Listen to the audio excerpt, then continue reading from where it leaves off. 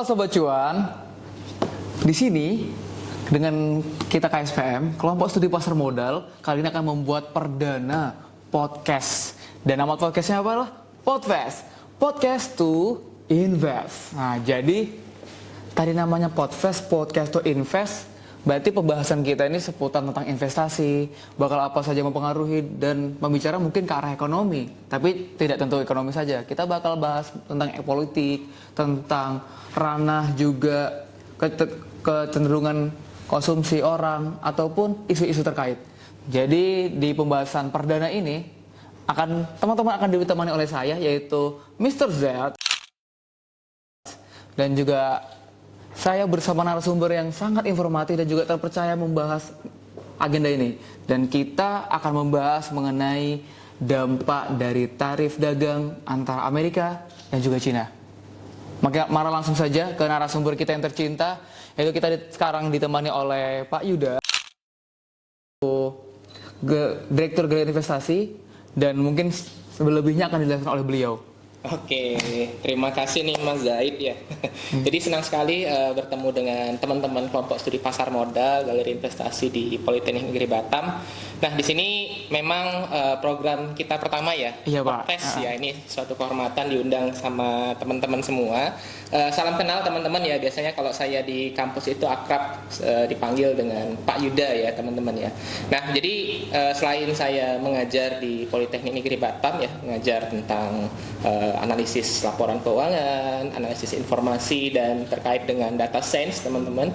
Nah, di sini saya juga berperan sebagai salah satu pelaku pasar ya. Yang mungkin nanti berkaitan nih dengan topik yang akan kita diskusikan nih Mas Zaid tentang tarif Trump ya. Tarif Trump bagaimana dampaknya terhadap perekonomian global ya, dan mungkin nanti kita coba mengarahkan kepada investasi ya Mas Zaid ya. Nah, jadi ya memang menarik sekali ya, kemarin memang banyak gonjang-ganjingnya di pasar nih. Ya, jadi memang saya kira nih teman-teman juga mungkin nungguin ya topik pasti ini ya. Pak, karena kan kini kan juga kelompok studi pasar modal kan, kami ingin mencari tahu tentang itu, dan kami juga sepenuhnya pastinya juga pelaku. Jadi, dan Bapak pun tadi nyebutin Bapak pelaku, berarti Bapak investor sekarang ini ya? Betul. Ya, saya bergabung di dunia investasi sebenarnya lebih lama nih daripada influencer-influencer yang sekarang terkenal di pasar modal. Boleh sebut nama nggak? Itu nanti di belakang aja Pak. Saya bergabung di pasar modal itu dari 2017 teman-teman, 2017-2016. Berarti sebelum terkenalnya Bitcoin itu ya Pak? Betul. Ya. Jadi dulu itu memang orang itu yang belum mengenal pasar modal itu seperti sekarang gitu ya. Dan saya memulai langkah saya ya seperti teman-teman inilah di kelompok studi pasar modal ya, mempelajari, bahkan saya dulu nggak tahu itu ya pasar modal itu apa ya, tiba-tiba ya langsung aja ya, langsung ditunjuk gitu ya, buka galeri investasi dan saya bergabung di sana, masih mempelajari lah sama seperti teman-teman, dan akhirnya ya itu mengantarkan saya sebagai seseorang yang seperti sekarang ya, berbicara dengan Mas Zaid. Okay. Bapak kalau misalnya haus atau lapar tinggal aja Pak, santai kita Pak. Kita ngobrolnya santai tapi juga jurus ke pembahasan. Oke, ini udah lengkap ya. Lengkap nih Pak. Ya. Kalau misalnya nyari yang asin ada, yang manis ada.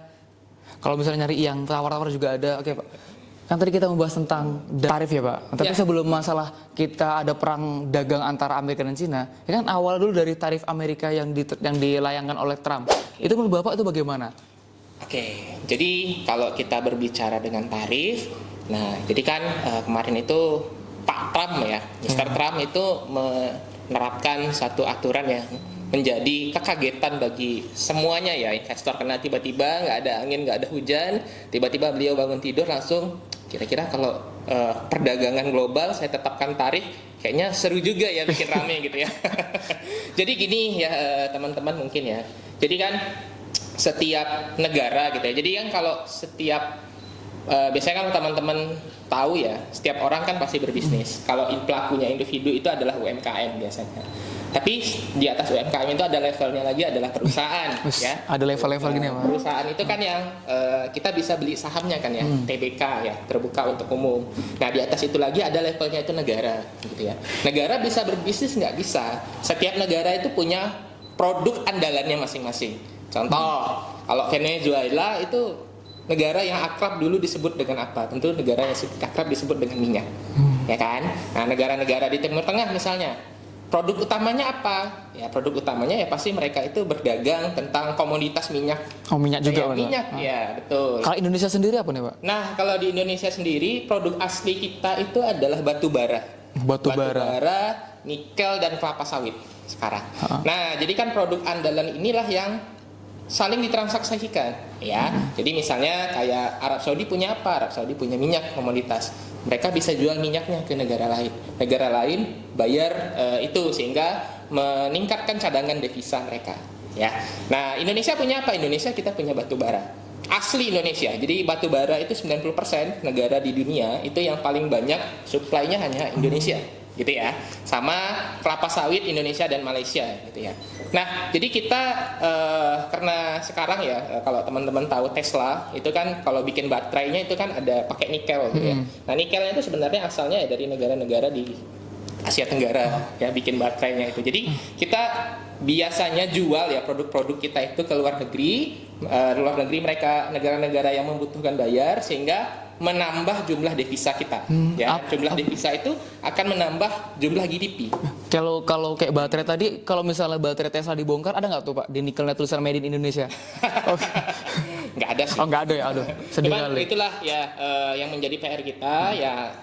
Kedepannya mudah-mudahan hilirisasi yang dijanjikan oleh Pak Presiden kita itu mulai terwujud. Jadi kita nggak hanya jual barang mentah saja, tapi kita jual barang yang memang sudah dibuat gitulah ya. Barang yang sudah jadi, bukan hanya barang mentah, tapi barang jadi yang diekspor. Nah, jadi memang itu salah satu kelemahan negara kita ya. Jadi kita ini mayoritas masih banyak ekspor ke luar negeri itu barang bahan mentah gitu ya. Contohnya kalau misalnya Indonesia itu kan bukan berarti nggak ada minyak ya. Jadi kalau kita pakai motor gitu ya, kayak motor ngisi bensin, sebenarnya bensin itu nggak dibikin dari Pertamina. Jadi bahan mentah bensinnya itu ditambang, diimpor dulu, diekspor dulu ke Singapura. Singapura baru impor ke sini. Jadilah Pertalite, Pertamax, Solar, nah gitu. Ya jadi tadi kan kita kembali lagi ke topik tarif tadi ya. Jadi kalau misalnya negara ini dagang. Jadi kan misalnya kalau misalnya kita Indonesia, kita jual batu bara nih ke Amerika, gue jual produk dong ke lu gitu ya. Oh boleh silahkan. Nah selama ini kan nggak ada aturan yang mungkin ya. Memang ada seperti kayak pajak, tarif di negara masing-masing ya, tentu kan yang masih dalam tahap yang rasional. Tetapi si Trump gitu ya, Pak Mr. Trump tadi menerapkan tarif. Sehingga kalau misalnya dia menerapkan tarif, waktu kita mau ekspor barang kita, pas masuk di situ ya kena tarif. Ya. Nah, cuman konteksnya yang untuk tarif Trump ini ya kemarin yang lagi heboh itu adalah bahan baku produksi. Makanya bahan baku produksi itu kayak misalnya kita bikin sepatu, kita ekspor ke Amerika, harga sepatunya itu ya akan naik gitu ya, dijual mahal di Amerika dan tentu saja nggak kompetitif ya. Jadi ya masyarakat Amerika kan daripada beli bahan yang mahal mending ya beli yang biasa-biasa aja gitu kan ya, toh kualitasnya sama tapi harganya lebih mahal gara-gara ada tarif itu tadi gitu ya. Makanya ya yang terdampak itu ya usaha-usaha yang seperti mungkin bukan komoditas tidak berdampak langsung ya, seperti kayak usaha-usaha produksi rumah tangga gitu ya. Nah itu yang kayak homemade gitu ya, jatuhnya homemade, Pak. kayak misalnya di Amerika punya pabrik Adidas di Indonesia ya. Bukan pabrik Adidasnya sih, tapi bahan produksinya Pak. Bahan produksi atau kerjasamanya bikinnya di Indonesia. Terus waktu sepatunya jadi, mungkin kalau di Indonesia itu barang setengah jadi. Nah, jadi yang belum dilabeli gitu Pak. Teman-teman beli sepatu McBeat dulu, terkenal itu McBeat, Adidas, Nike gitu ya. Nah, mungkin nanti jadi sponsor kita ya. Ayo masuk nanti. Ya, nah jadi Adidas, McBeat, Nike dulu itu sebenarnya produksinya itu di Asia Tenggara atau di negara di Asia. Nah, dibikin di Asia produknya, cuman produknya itu setengah jadi, belum ada labelnya. Nah, masih sepatu gitu ya, pas diekspor ke Amerika, mereka tinggal nambah beberapa jahitan, jebret, tinggal ngasih merek, udah jadi Nike. Berarti bisa dong Pak kita beli sepatu yang kualitasnya sama tapi nggak ada labelnya. Nah, itu tuh yang menarik tuh ya. Kemarin itu Cina sempat karena kompetitifnya Pak Trump, Cina sempat nge-spill tuh ya, nge-spill mereka pakai influencernya buat buat membuka coki produk-produk branded kayak Elizabeth, Rolex sama Hermes gitu ya, tas-tas yang branded di Amerika atau negara Eropa itu ternyata produksinya di negara mereka. Mereka tuh ekspor barangnya setengah jadi gitu loh ya. Iya. Nah, jadi tinggal ditasi mereknya aja kita Elizabeth, harganya bisa ratusan juta. Berarti tarif dagang itu bakal mempengaruhi daya jual juga, Pak? Pasti. Karena Jadi, kalau misalnya produksi kan, Pak, kena tarif dari Amerika, kemudian gimana respon dari negara-negara yang terkena ini, Pak? nah, jadi memang ya negara-negara seperti mungkin ya negara yang punya daya tawar yang kuat seperti Cina itu ya memang melawan ya, cenderung ya kan kemarin ada tarif perang dagang kan. Kalau kami ekspor ke Amerika kena tarif, oh berarti Amerika kalau ekspor ke negara kami juga kena tarif juga. Nah, gitu tuh hampir ya. Nah, yang mereka lupa itu adalah ya pabrik-pabrik besar mereka seperti Apple dan lain-lain itu ada di Cina gitu loh. Nah, tapi kalau kita di Indonesia sendiri itu memang dampaknya itu ya memang cukup signifikan. Tapi kemarin itu kan menteri-menteri kita sudah mengirimkan delegasi untuk negosiasi. Nah, tapi begini ya, kenapa tarif Trump itu sebagian besar negara itu banyak panik ya, terutama kita ya, negara yang sedang berkembang. Karena yang namanya pertumbuhan ekonomi suatu negara, kalau teman-teman tahu GDP atau PDB ya, nah itu tuh kan kalau ukuran atau indikator suatu negara itu dikatakan bagus gitu ya, PDP atau GDP ya, Gross Domestic Product. Jadi kira-kira penghasilan suatu negara itu berapa banyak sih? Ibaratnya kalau di perusahaan, laba rugi perusahaan itu berapa banyak sih? Nah, kalau negara mainnya itu PDP atau GDP. PDP sebutannya beda aja, Pak. Iya. Nah, kalau di perusahaan kita kan lihatnya kan pasti laba rugi kan. Laba rugi itu dihasilkan oleh apa? Oleh penjualan, oleh pendapatan. Nah, kalau di dalam negara nah itu GDP atau PDB tadi, kalau PDB itu bahasa Inggrisnya ya, produk domestik bruto atau gross domestic bruto, itu ada 4 item yang dilihat, ada 4 indikator. Nah, teman-teman nanti bisa lihat di layar ya. Jadi GDP itu ya atau PDB itu dikalikan ada 4 instrumen utama. Pertama adalah konsumsi, C ya, tambah I ya, investment, tambah G government, dan tambah ekspor kurang impor gitu ya. Nah, yang pertama itu kan ada konsumsi ya. Jadi kalau misalnya kalau di negara itu ya, pengennya kalau pemerintah itu pengennya teman-teman belanja atau pengen tuh teman-teman nabung gitu ya. Kalau di pasar modal kan selalu sosialisasinya itu kayak diajak nabung saham gitu ya. Daripada nabung sendiri di ATM, Tapi Pak. sebenarnya pemerintah itu pengen teman-teman tuh belanja. Oh, gitu. Belanja spending ya, kalau kamu mungkin ya udah ada penghasilan per bulan, pengen penghasilan per bulannya itu dibelanjain gitu ya. Manfaatnya apa kalau misalnya kita belanjain tuh? Bukannya malah habis ya uangnya nanti? Bagi individunya iya. Bagi Jadi individunya. boros. Tapi bagi negara, kalau misalnya kita belanja berarti kan kita mengeluarkan uang kita. Ya, mengeluarkan uang kita pasti pada pelaku bisnis. Nah, disitulah bisnis-bisnis itu bisa bergerak. Ya, kalau misalnya nih kamu pakai baju bagus ya. Bagus sekali ya, Pak, baju sekarang nih, Pak. Jadi bajunya ini misalnya mereknya apa sih, merek yang terkenal sekarang? Apa mungkin Erigo atau ya bisa anggap mereknya Erigo gitu ya. Tapi teman-teman di layar kaca nggak tahu nih kayaknya Erigo. nggak tahu ya, mungkin apa ya, Hermes ya mungkin ya, anggaplah nih Hermes ya. Oke, anggap misalnya bajunya ini diproduksi di salah satu seri teks misalnya. Nah, seri teks bikin baju, nah kemudian bajunya kita beli. Berarti kan sebagian produknya itu laku gitu lah di pasar. Jadi kalau produknya laku, berarti kan bisnisnya bisa berjalan. Bisnisnya bisa berjalan, bisa menghasilkan keuntungan bagi dia, bisa menghasilkan tenaga kerja bagi suatu negara, dan kemudian nanti ya hasil dari keuntungan bisnisnya bisa buat bayar pajak. Gitu ya rentetannya. Jadi sebenarnya pemerintah itu pengen kita buat belanja. Gitu. Nah kita masuk yang kedua nih ya. Jadi kalau semakin banyak konsumsi, maka pertumbuhan ekonomi suatu negara akan semakin bagus. Semakin bagus. Nah, ketimbang kita itu nabung, gitu ya. Kalau nabung kan uangnya nggak kemana-mana. Ya di situ aja saving terus apa. Iya. Nah, makanya itu kemarin mungkin nanti kita diskusi soal ini ya, soal kebijakan suku bunga, kenapa turun kemarin baru-baru ini. Nah, jadi yang kedua itu adalah terkait dengan government. Kan tadi konsumsi suatu negara, yang kedua itu adalah terkait dengan government. Nah, kalau government itu seberapa besar pajak yang bisa ditarik oleh pemerintah. gitu. Jadi semakin besar pajaknya, nah semakin besar juga nih terkait dengan pendapatan yang akan diterima negara, gitu ya. Nah nanti mungkin ini juga berkaitan nih dengan kemarin PPN 12%, tapi nggak jadi naik gitu ya. Tapi nanti kita itu diskusi lebih lanjut lah. Dan yang ketiga itu ada investment. Nah investment ini ya seberapa besar direct investment yang masuk ke Indonesia. Contoh misalnya pabrik Apple atau Tesla itu memutuskan buka pabrik di sini.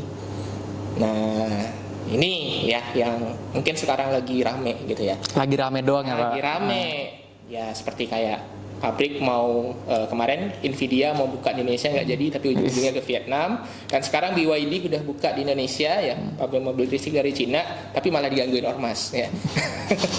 Nah itu ya maksudnya direct investment, perusahaan-perusahaan luar atau negara asing itu investasi di kita. Nah yang terakhir nih berkaitan nih dengan yang topik pembahasan kita pada hari ini, yaitu tarif Trump, yaitu adalah ekspor kurang impor. Jadi seberapa besar kita tuh ekspor ke negara lain dan seberapa besar kita ngimpor barang kita dari negara lain, itu dikurangin selisihnya, jadilah pendapatan negara ya. Nah kalau misalnya kita ekspor dan ekspor kita itu kena tarif di Amerika, tentu saja akan mengurangi potensi pendapatan negara kita ya. Kayak misalnya nih kita ekspor bahan baku ya, bahan baku kayak sepatu tadi contohnya, kalau dibikin di Indonesia diekspor nih ke Amerika, oh ternyata karena bahan baku kita itu tidak terlalu dibutuhkan di sana karena harga tawar jualnya terlalu tinggi, nggak jadi gitu loh. Nggak jadi beli Amerikanya tadi? Bukan nggak jadi beli, mereka itu belum butuh. Jadi kan mereka kan punya pabrik di sini kan, punya pabrik Adidas misalnya yang bahan baku sepatu setengah jadi tadi kan diekspor tuh ke sana. Berarti kan otomatis di sana ada demand-nya berarti dong. Nah, yang udah terlanjur diproduksi tadi, ada banyak barang di sini, oh ternyata mereka belum dibutuhin. Berarti nggak jadi kirim ke sana, Pak? Jadi ya dibuang lagi barangnya ke sini gitu ya. Nah, jadi yang tadi ya harusnya pendapatan ekspor kita itu meningkat. Nah, jadi ya akan berpotensi menurunkan pendapatan ekspor kita ya, yang mana kita ekspor ke Amerika. Nah, ya tentu saja karena nggak jadi ekspornya atau potensi ekspornya berkurang, tentu saja akan mengaruhi yang variabel nomor 4 ini. X kurang M, ekspor kurang impor. Nah, kita tahu kalau impor kita kan ya cukup gila-gilaan ya. Nah, tadi saya sempat bahas kayak yang bensin tadi ya. Bensin itu sebenarnya bahan bakunya ada di Indonesia. Tapi bahan sayangnya, mentahnya, Pak. Bahan mentahnya. Contoh saya dari Riau, itu satu perusahaan ada namanya Pertamina Hulu Rokan. Dulu dikuasai oleh Chevron, sekarang udah dikuasai oleh Pertamina. Tapi sayangnya kita di situ nambang doang. Kayak ada mesin gini-gini tuh. Kalau Mas Zain tahu ya. Mesin macul. Yang kayak di GTA itu, Pak. Kalau nyangkul kan macul gini ya. Tapi kalau mesin minyak juga macul-macul. Ngatas-ngatas bawah ya, Pak. Iya, macul-macul itu ya. Nah, itu kan nyedot minyak. Itu namanya minyak mentah, warnanya warna hitam. Minyak mentah warna hitam. Nah, kalau udah di transformasi ya, udah disaring, itu nanti jadilah ya kayak Pertamina kayak Pertamax, Pertalite gitu ya. Nah, tapi sayangnya premium Pertalite itu minyak mentahnya kita ekspor ke Singapura. Nah, itu cerdasnya masyarakat kita ya. Itu kita ekspor ke Singapura. Terus yang tadi minyak mentah yang kita ekspor ke Singapura, kita jual gitu ya. Kita beli lagi. Karena ketidakmampuan kita dalam mengolah tadi ya, Pak. Ya, jadi ibaratnya kalau kita punya kebun pisang gitu ya. Kita jual pisangnya ke tukang gorengan, terus yang udah digoreng jadi goreng pisang itu kita beli goreng pisangnya. Itulah ya mungkin yang menjadi dilematis kita, yang memang bangsa kita ini harus terus belajar. Tapi kembali lagi ke topik tarif Trump tadi, ya pasti yang variabel keempat ini itu bukan berlaku hanya di Indonesia saja, itu berlaku di semua negara di dunia. Nah, terutama yang negara berkembang, yang mungkin tidak memiliki daya tawar sekuat Cina gitu ya, negara berkembang yang mungkin masih mempertaruhkan gitu ya jualannya itu kepada negara-negara lain. Nah, salah satunya itu kita, makanya kita kemarin buka opsi itu negosiasi, bukan malah melawan gitu ya. Nah itu ya memang ada kemarin berita terkini dicekal ya, nggak jadi gitu ya. Nah itu sebenarnya banyak diskusi tentang bagaimana respon pasar terkait dengan tarif Trump itu sebenarnya ya kita investasi ya memang dia tuh di sini gitu ya. Kalau segitiga terbalik itu keadaan geopolitik atau negara dulu, baru keadaan sektor perusahaannya, baru fundamental perusahaannya gitu ya. Jadi ya kemarin ya sentimennya itu ya sedang di atas itu sedang nggak baik-baik saja. Tidak baik-baik saja. Betul. Pak, mengenai tarif tadi Pak, kalau misalnya kita berbicara tentang demand, berarti kan sebenarnya ini ingin kemauan dari Trump, karena Trump ada pernyataannya di salah satu wawancara katanya untuk mendapatkan banyak keuntungan itu memang lagi di posisi pasar yang lagi kacau, karena di saat itu memang banyak keuntungan tapi dia harus beli dengan harga mahal. Oke, ini ke saham ya maksudnya ya? Ke saham atau ke instrumen investasi ya? Ke ekonomi Pak, karena mungkin kalau yang saya tangkap karena penjelasan Bapak tadi mungkin demand kan, Iya. bisa jadi dari pabrik Adidas yang awalnya ada di Indonesia itu malah dia ingin menggerakkan warga-warga di sana untuk mendirikan pabrik sepatu mentah iya. juga Pak. Oh, betul. Jadi gini ya, kenapa Amerika itu sebagian besar pabriknya itu bukan di negaranya. Perusahaan-perusahaan di Amerika itu pabriknya itu bukan berada di negaranya. Mungkin beda dengan kita ya. Kalau kita sih ya perusahaan-perusahaan kita ya pabriknya di negara kita sendiri. Gitu. Nggak ada yang di luar. Mungkin terbatas lah kalaupun ada yang di luar. Tapi berbeda dengan negara-negara maju seperti Inggris, Amerika ya yang jelasnya yang punya banyak perusahaan. Kenapa Apple itu punya banyak pabrik itu di Cina? Kenapa Cina punya pabrik BYD itu di Indonesia? Kenapa Nvidia itu punya pabrik, memutuskan untuk buka pabrik di Vietnam? Nah, jadi jawabannya adalah karena produksinya di negara sendiri mereka itu lebih mahal. Contoh, bahan baku dan tenaga kerja. Bahan baku pasti mereka nggak punya. Harus ekspor lagi, impor lagi. Harus impor lagi. Nah, tentu saja kalau harus diimpor, itu kan butuh banyak biaya. Nah, kemudian tenaga kerja. Nah, kita tahu bahwa negara Amerika itu ya negara yang sudah menjamin upah buruh dan tenaga kerjanya itu di atas rata-rata. Jadi kalau kita pelaku bisnis pengen gaji karyawan tuh gede-gede atau kecil-kecil? Pasti kecil-kecil lah Pak. Pasti kecil-kecil dong. Biar banyak keuntungan kan Pak. Iya. Nah, jadi itulah mereka kenapa memutuskan buka pabrik di Vietnam. Pertama adalah kemudahan regulasi, kemudahan bahan baku, dan kemudahan tenaga kerja. Jadi mereka mata uang juga satu ya. Nah, mata uang di negara berkembang itu kan jauh lebih kecil. Lebih rendah daripada yang maju kan Pak. Daripada negara maju. Nah, makanya jadi mereka itu memutuskan buka pabrik di sana.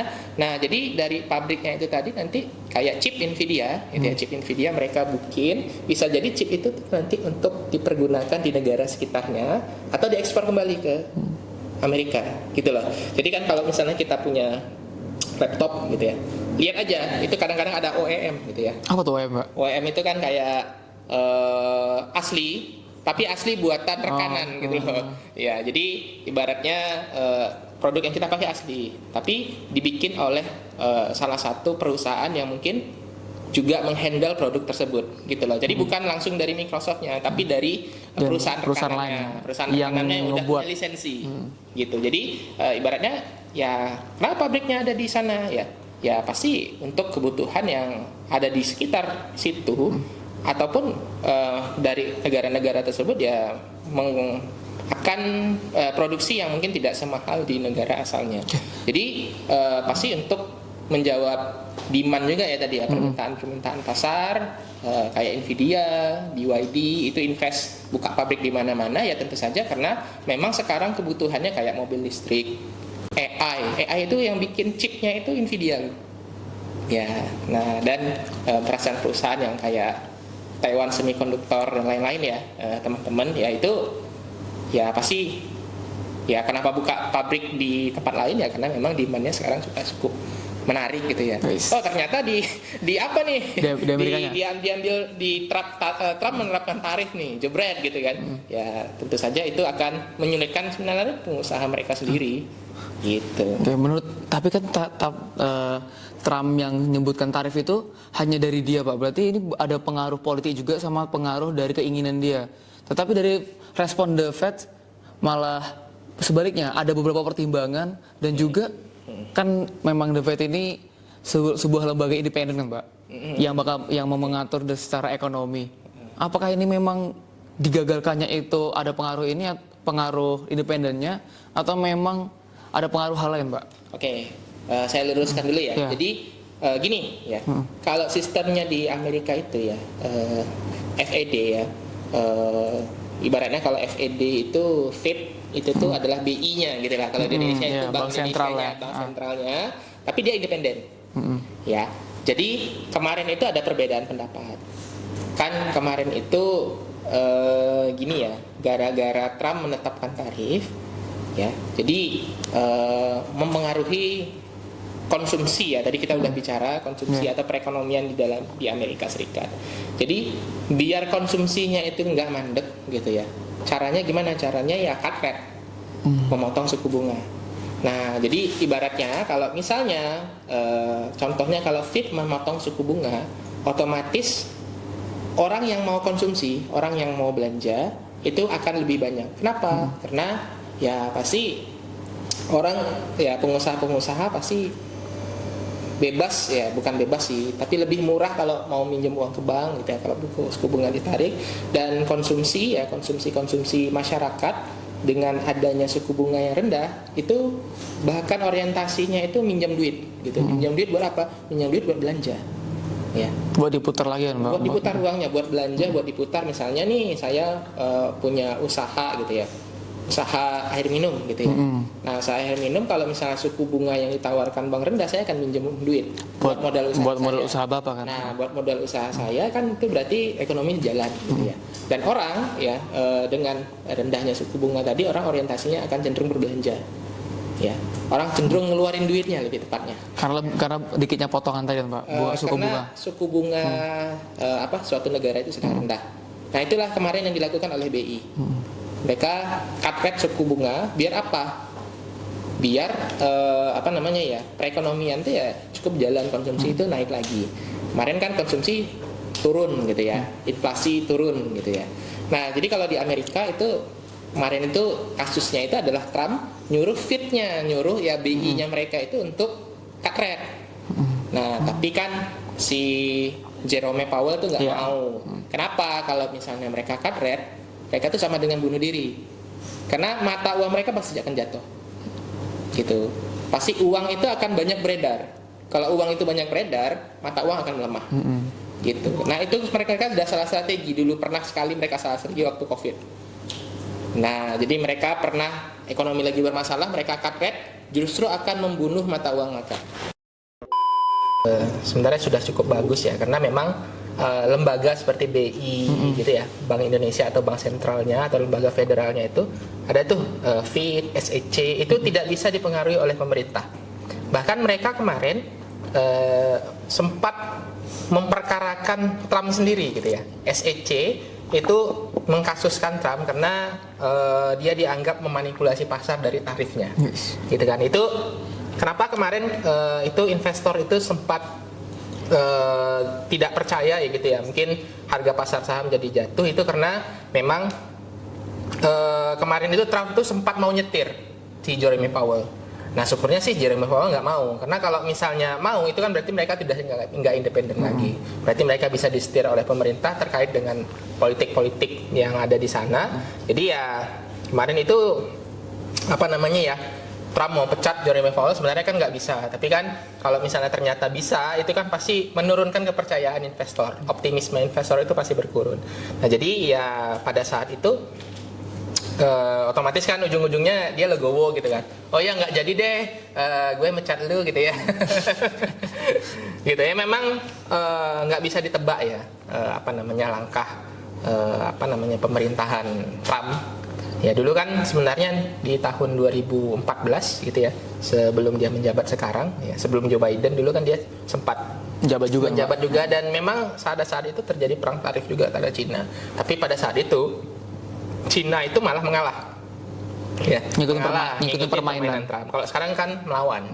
Berarti daya jualnya udah tinggi nih, Pak. Iya, ya kita mungkin bisa lihat ya Cina seperti apa sekarang gitu ya. Bahkan kemarin tuh ada influencer, malah kalau saya lihat Instagram saya itu luar biasa sekali tuh kemajuan teknologinya. Ya, mereka udah berlomba-lomba bikin robot, bikin AI. Ada propaganda juga di sini, Pak. Iya. Untuk mengenalkan Cina tadi. Ya, sebenarnya ada yang lucu sih. Cina berlomba-lomba untuk bikin robot AI pintar, sedangkan negara kita tercinta itu masih berlomba-lomba bikin patung. Ya. Bukan patung Pak, video TikTok Pak, Velocity dulu. Ya Velocity-nya di belakangnya patung. Oh gitu begitu. kan. Komodo gitu ya. Kan lagi viral kemarin tuh Iya. patung Komodo, tugu-tugu ya. Itu kan kayaknya sedih banget ya gitu ya. Yang mau diperdebatin malah yang kayak gitu loh. Kita pecinta seni Pak. Oke, Iya. kembali ke tarif tadi. Iya. Berarti ini penting jadi atau tidak Pak? Karena tarif ini kan sampai ibu kita Sri Mulyani menyatakan ini nggak ada di ilmu ekonomi Pak. Iya. Sampai pun kita sampai ke sana untuk negosiasi mengenai tarif ini.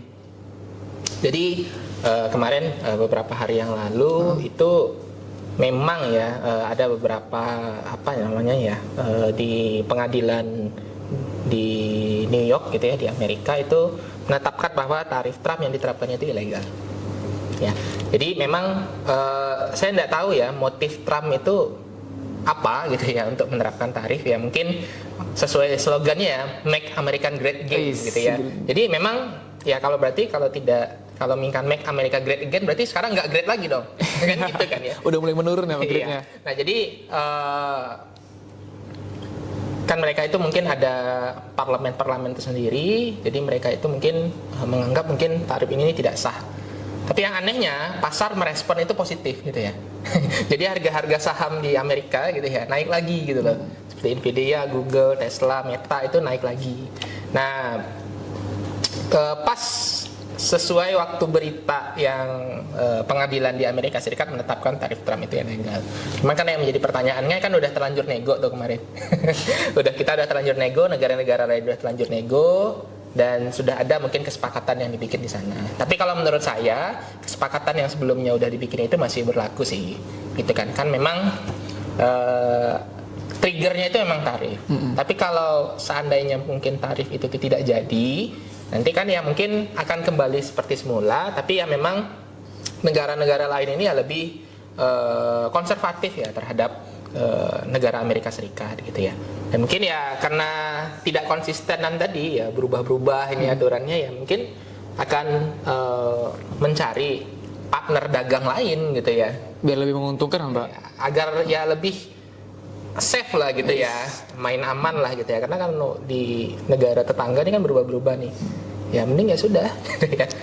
Kalau itu Indonesia sendiri nih ke arah mana? Kalau kemarin kan responnya ada negosiasi ke arah Amerika, tapi secara politik, ekonomi juga kita banyak ke Cina. Betul. Jadi kemana nih Pak? Indonesia apakah lebih baik ke Cina atau harus ke Amerika ini Pak? Oke, jadi sebenarnya karena sekarang Cina itu ngelawan gitu ya. Jadi dia ngedekatin negara-negara yang mungkin berada di sekitarnya nih, gitu ya.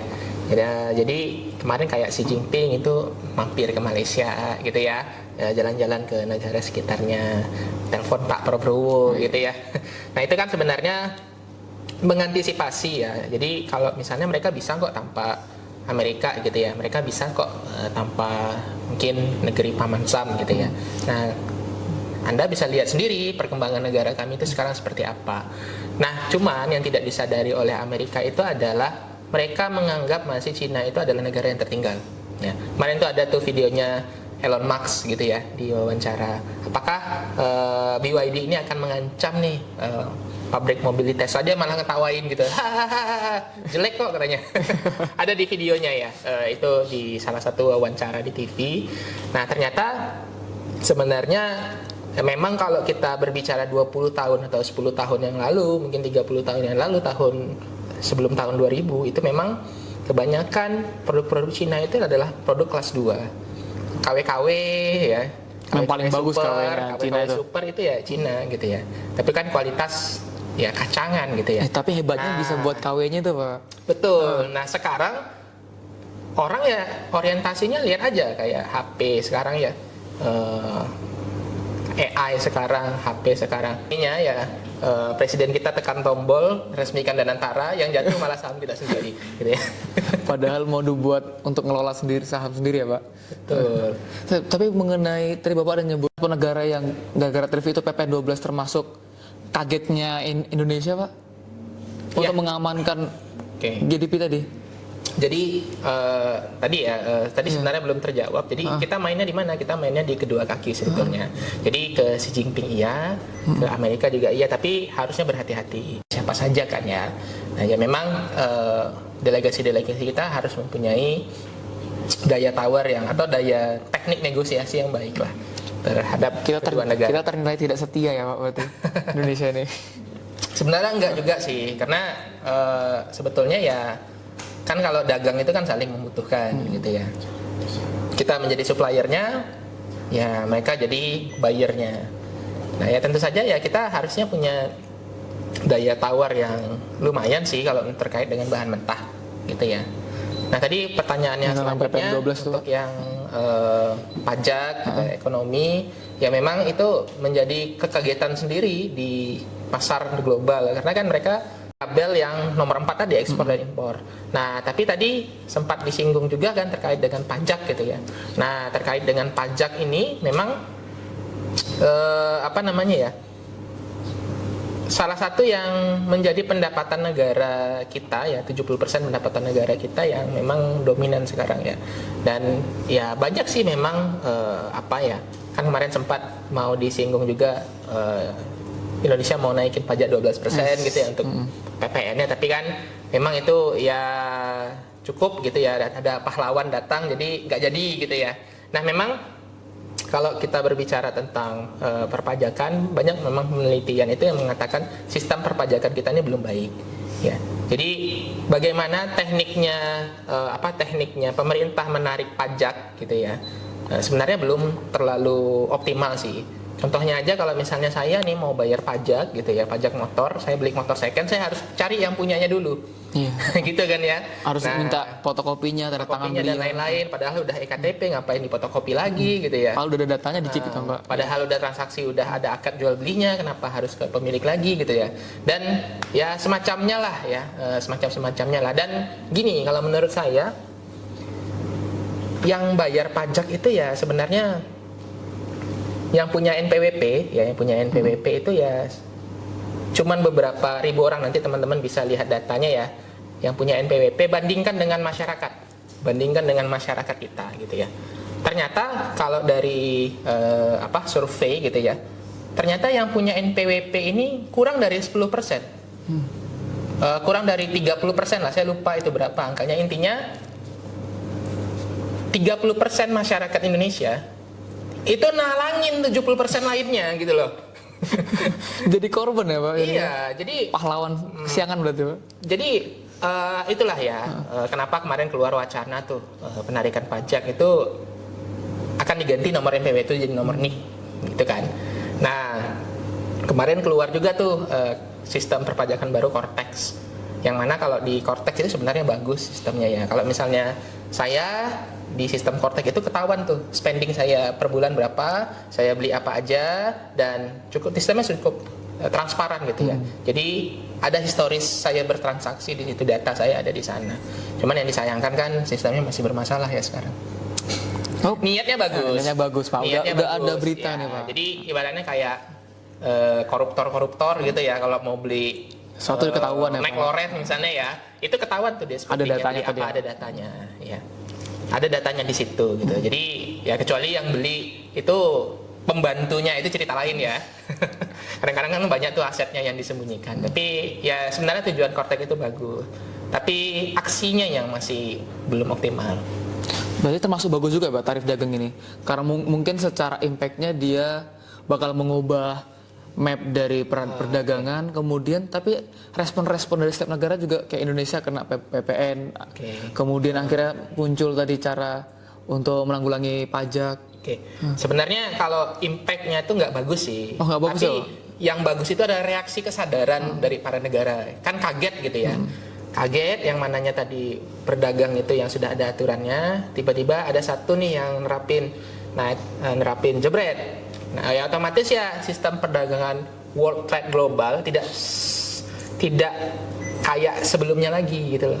Ya karena ya memang ada aturan yang seperti ini gitu. Tapi ya hikmahnya adalah, mungkin bukan bagus ya, tapi hikmahnya ya. Ada hikmahnya ya adalah ya kesadaran ya dari pelaku-pelaku yang ada di negara ya, di negara-negara seperti kita gitu ya. Jadi sadar gitu ya.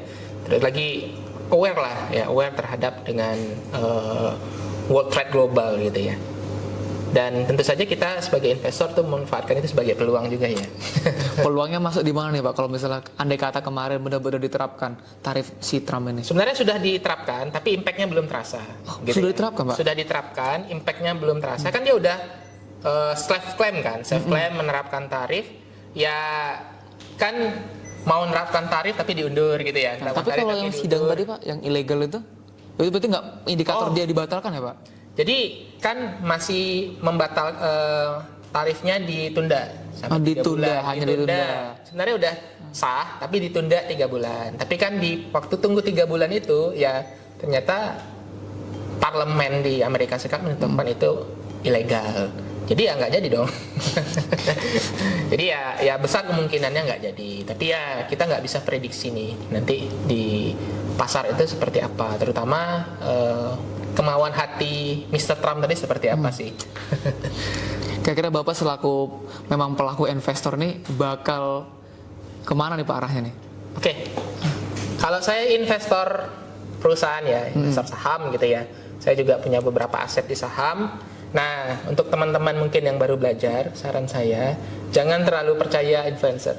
Ya. Influencer ya? Ya, jangan terlalu percaya influencer. Kenapa? Karena waktu tarif Trump kemarin ekonomi sedang tidak jelas.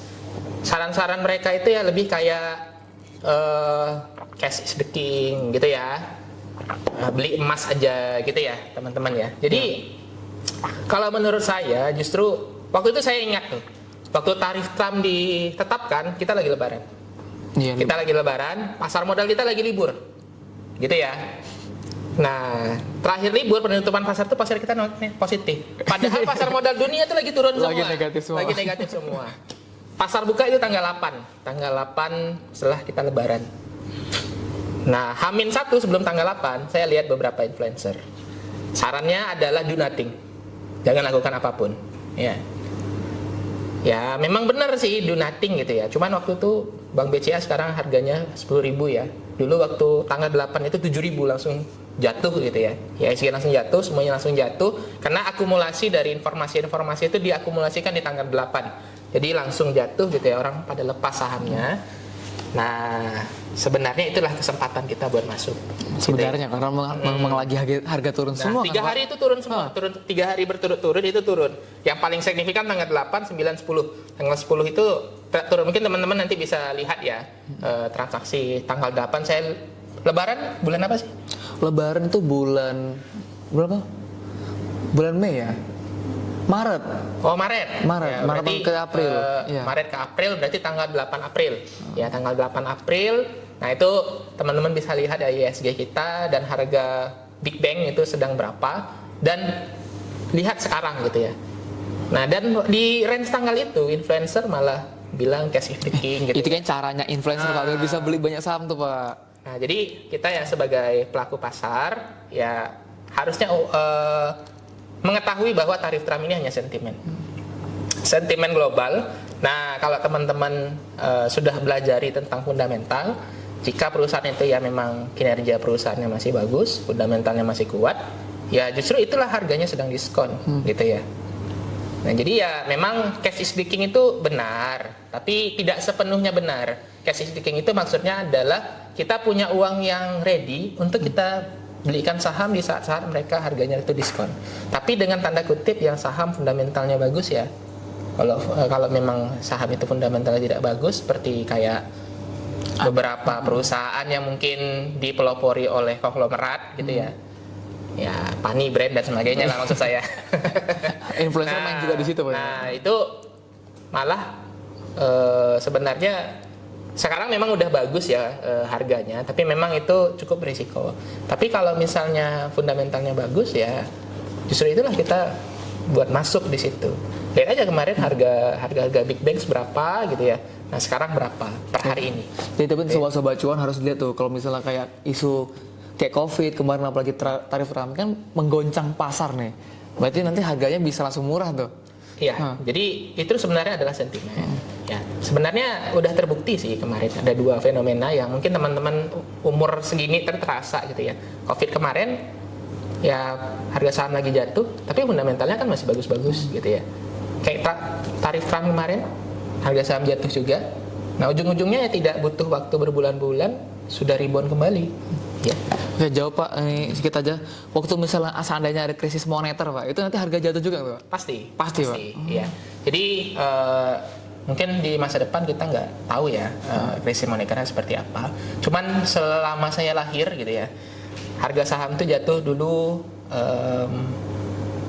Mungkin ini saya masih kecil ya. Dulu mungkin teman-teman tahu yang di Amerika itu ada pesawat nabrak gedung gitu ya. Yang nabrak gedung 2 gitu. Iya, nabrak gedung 2, itu harga saham hancur-hancuran.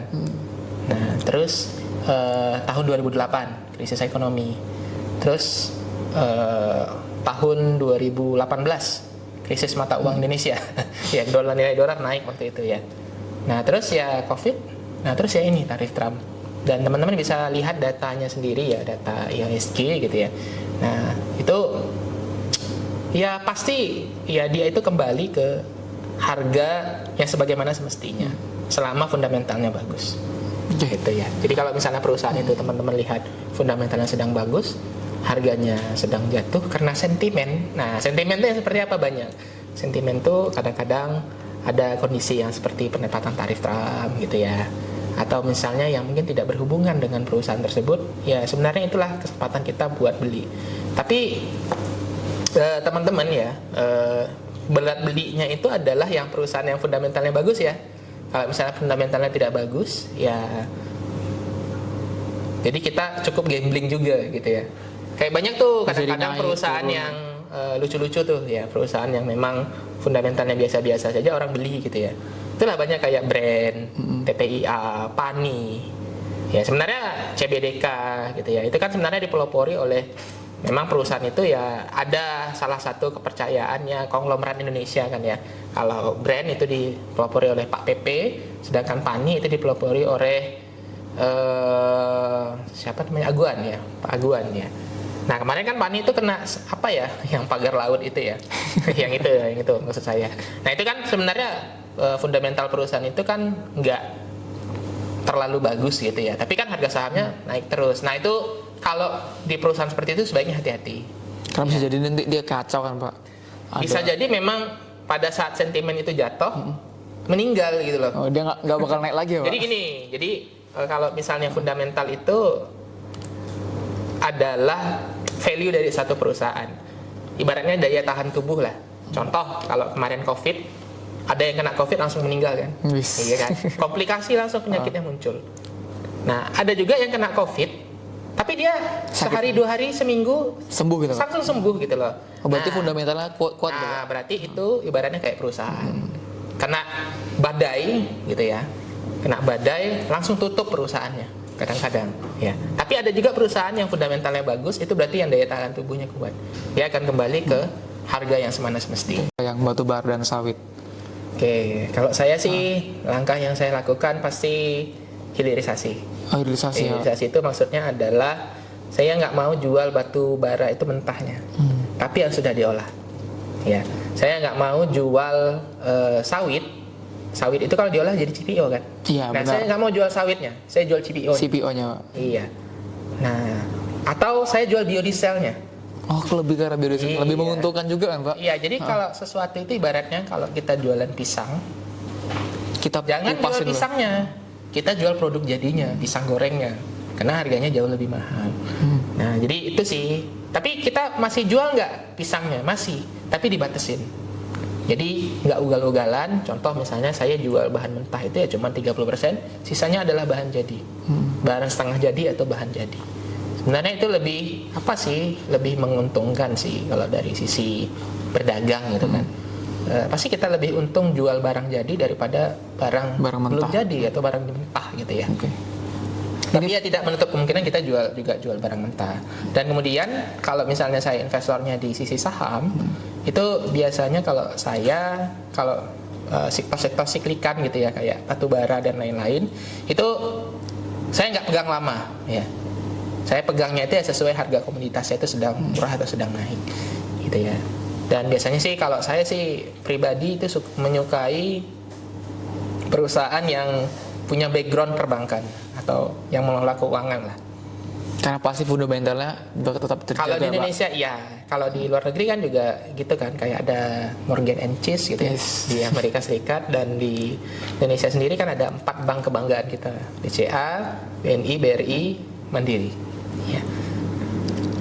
Yang seperti itu menjawab dari sobat-sobat cuan, sobat-sobat yang di luar sana. Oke Pak, dari perbincangan kita tadi udah terkumpul nih pertanyaan-pertanyaan yang memang diinginkan untuk dijawab. Boleh. Gimana nih? Kita panggilkan aja Elsie, mana suaranya? Mana Elsie? Bagus sekali tangannya Elsie. Oke Pak, ini ada 6 pertanyaan. Itu dari mana pertanyaannya? Ini pertanyaan tadi kita kumpulin dari Instagram KSPM. Baik. Itu berarti dari teman-teman yang berada di Instagram juga penasaran ya. Iya Pak. Dengan dunia politik lah, dunia politik, dan mungkin bagaimana tips and trick berinvestasi di situasi yang sekarang ya. Ini nampaknya pada orang-orang suka politik nih Pak, sama ada bahas tentang ekonomi juga. Pertanyaan pertama Pak, Iya. dampak terhadap nilai tukar dolar dan arus modal ke negara berkembang. Oke. Nah, dampaknya apa nih Pak, nilai tukar dolar ini tentang tarif tadi? Oke. Dulu beberapa hari terakhir, kemarin bulan lalu mungkin ya, teman-teman bisa lihat nilai tukar dolar per video ini direkam ya. Sekarang hari Sabtu, tanggal berapa sekarang? 30 ya? Tinggal 30. Tanggal 31 sekarang. Tanggal 31 Mei, itu nilai tukar dolar 16.240. Ya. Berbeda dengan bulan lalu yang hampir ke 17.000, 16.900. Penjualan tadi Pak? Konsumsi tadi. Konsumsi. Jadi gini ya. Kalau misalnya ya. Yang ini pertanyaannya tadi arus modal ke negara berkembang. Oke. Itu Indonesia. Jadi kadang-kadang ya negara-negara berkembang itu, negara-negara itu transaksinya nggak pakai dolar, ada ancaman tersendiri bagi Amerika Serikat. Contoh yang paling nyata itu adalah negara di Timur Tengah gitu ya. Kalau mereka mau jual minyaknya itu harus pakai dolar, nggak boleh pakai mata uang tertentu. Tapi ada kompensasi yang diberikan. Jadi negara Amerika itu menjamin keamanan di suatu negara tersebut, misalnya begitu. Nah, tapi transaksinya harus pakai dolar ya, gitu ya. Nah, berarti negara yang mau beli minyak mentah dari Arab Saudi harus pakai dolar tadi Pak? Harus ganti mata uangnya dulu, beli mata uang dolar. Kalau beli mata uang dolar, demandnya meningkat, mata uang dolar akan menguat, dan mata uang dolar menguat, nilai tukarnya itu jauh lebih banyak. Gitu ya. Contoh misalnya ini harganya $5. $5 itu misalnya kalau nilai tukarnya adalah 10.000, berarti kan 50.000 gitu ya. Tapi kalau nilainya itu melemah, misalnya 60.000, ya berarti kan kita membeli satu barang yang sama itu lebih mahal. Gitu contohnya. Jadi ya pasti berimpact kepada negara-negara berkembang. Pak, mengenai tadi pembahasan tentang impact, kan kemarin tuh ada info Pak mengenai Amerika mulai melihat pembayaran secara digital kayak QRIS, kemudian UPI, PCH. Itu kemarin kan sudah ada tuh Pak, bahwasanya ternyata ini bakal mengancam pembayaran yang Amerika punya, itu Visa sama Mastercard. Oke. Itu cukup menarik. Kalau teman-teman mungkin nggak merasakan ya, karena kan negara kita ini kan negara kesatuan Republik Indonesia kan ya. Jadi kalau kita mau ke kota lain atau ke provinsi lain ya tinggal pergi aja. Ya, mau transfer uang ke teman kita yang ada di Jogja, ya tinggal transfer aja toh. Banknya juga ada di sana. Banknya apa? Ya terserah mau bank apa aja, tinggal transfer gitu ya. Nah, kalau di Amerika kan sistemnya negara bagian tuh. Texas mau transfer misalnya ke California, nah itu kan negara bagiannya beda. Banknya kan beda. Jadi mereka itu harus pakai sistem Visa atau Mastercard. Itu memakan waktu sekitar berhari-hari. Jadi misalnya saya transfer ke teman saya di California, saya harus nungguin. Nggak real time kayak kita. Kalau kita kan dengan transfer ya besok paling hitungan detik masuk. Nah kalau di Amerika Serikat, kalau misalnya transfernya antar negara bagian, itu mereka harus nunggu dan administrasinya ribet. Ada potongan juga itu Pak?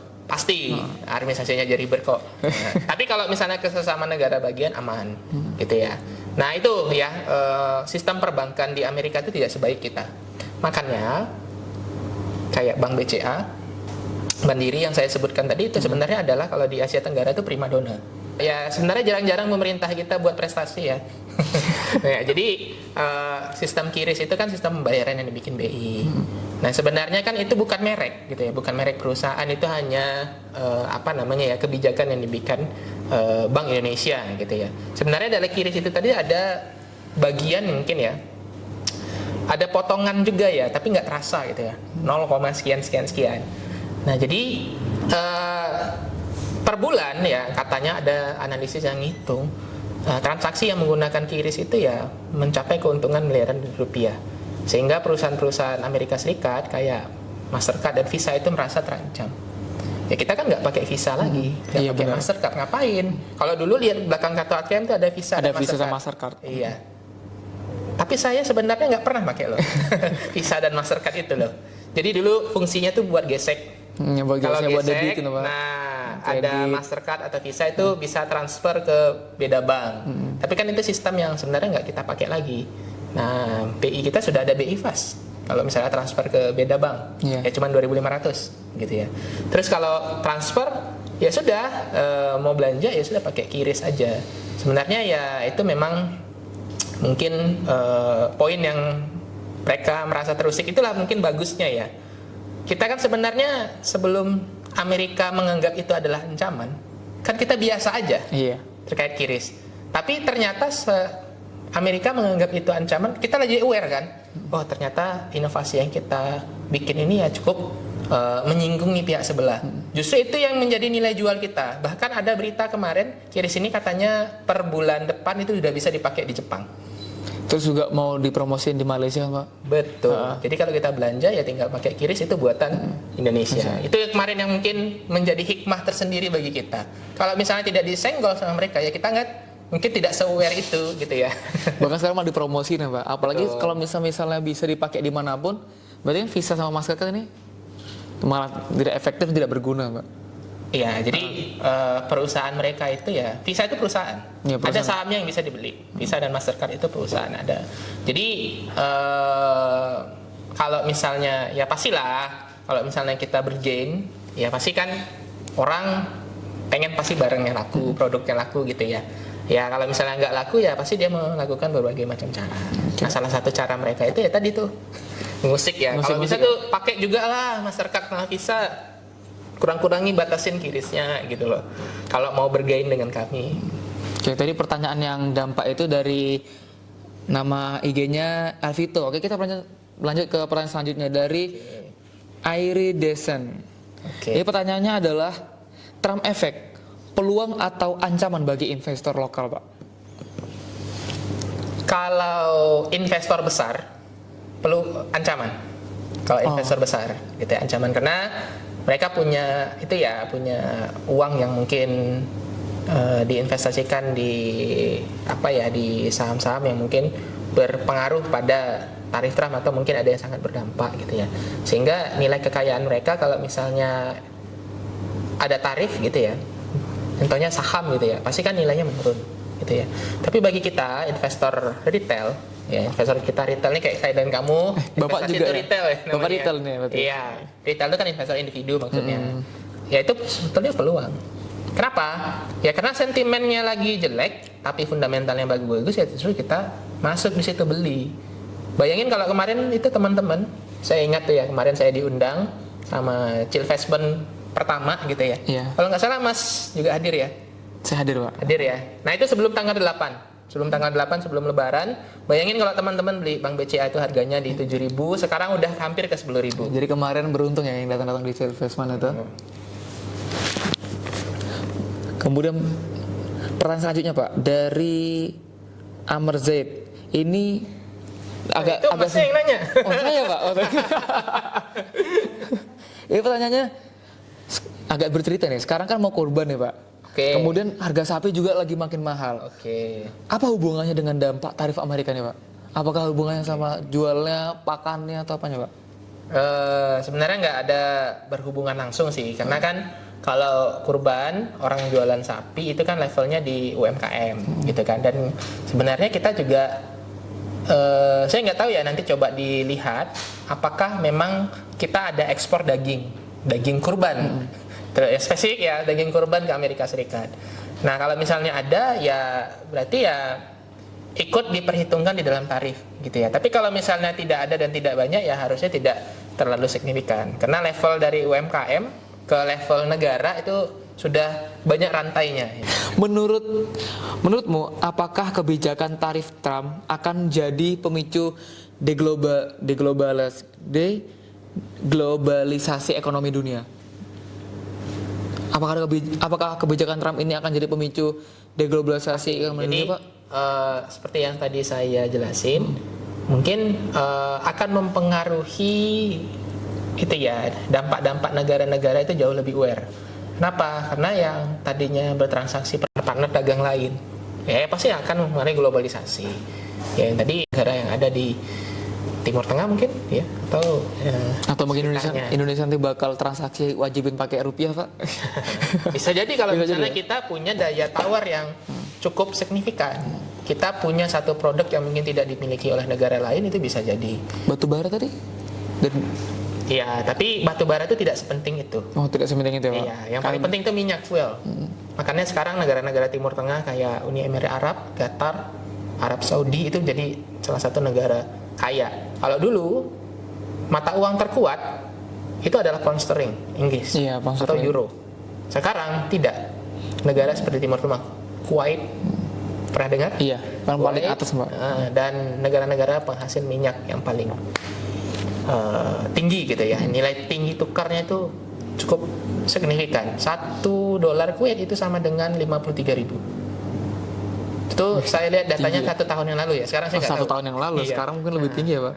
Kemudian ada lagi nih, Pak, pertanyaan terakhir. Kayaknya ini sobat investor retail ya, Pak. Nama IG-nya Cahyo Air. Oh ya. Dia bertanya, saya all in saham boleh nggak? Nah, kira dia mau all in ke saham semua nih, Pak, uangnya. Menurut Bapak bagaimana? Boleh kalau perusahaannya fundamentalnya bagus. Saya all in saham. Oh, Bapak all in saham? All in saham dan emas. Ya, dua. Tapi emas nggak terlalu signifikan. Dan emas itu ya emas modal nikah saya sih sebenarnya. Kira tadi emas-emas tadi. Nah, tapi saham yang memang fundamentalnya bagus ya. Sebenarnya kemarin itu ya kesempatan harga saham jatuh karena tarif Trump ditetapkan pertama kali, itu kesempatan kita untuk all in sebenarnya. Ya. Itu ya, kalau saya setuju. Tapi mungkin ada pendapat-pendapat lain yang mungkin melakukan diversifikasi. Nah, diversifikasinya itu ya bisa jadi tidak ke satu saham saja, tapi beberapa saham atau instrumen investasi lainnya. Kalau saya sih so far instrumen investasi di pasar modal yang paling saya minati sih adalah saham. Karena bagi saya yang lainnya itu ya mungkin kurang menarik bagi saya gitu ya. Kayaknya memang influencer butuh orang-orang seperti Bapak nih. Kemarin influencer kan rata-rata bilang suruh saving kan. Kalau Bapak malah suruhnya beli saham. Kayaknya Bapak perlu jadi influencer ini. Ya sebenarnya saya kalau pengalaman, maksud saya bukan pengalaman ya, maksud saya itu awal gabungnya di pasar modal itu dari tahun 2017. Influencer sekarang boleh teman-teman lihat paling gabungnya masa Covid. Ya, tapi lebih lama bukan berarti lebih baik ya. Ada pula pembenaran Bapak nih. Oke, tadi terima kasih kepada sobat-sobat cuan sudah memberikan pertanyaannya dan sudah dijawab. Jika ada pertanyaan lagi silakan ditulis dan kita mungkin lanjut ke part 2 nantinya. Oke, ya saya mungkin juga menunggu nih undangannya di part 2 ya. Siap, Atau Pak. mungkin nanti ada lagi nih materi-materi influencer yang tadi disenggol. Nanti bakal didatengin, Pak. Oke, terima kasih kepada teman-teman sobat cuan, terima kasih kepada Pak Yuda telah berhadir di podcast ini, yaitu Podvest, podcast to invest. Jadi teman-teman bisa ngelihat gimana datanya dan teman-teman bukan hanya tahu, bukannya sok tahu, tapi memang benar-benar tahu yang mengenai kasus tarif dagang ini. Oke, teman-teman silakan pantau terus YouTube KSPM. Nanti pastinya tetap ada podcast yang sangat menarik ini. Oke, sekian dari saya Mr. Z dan narasumber kita Pak Yuda. Kita kembalikan ke teman-teman sekalian.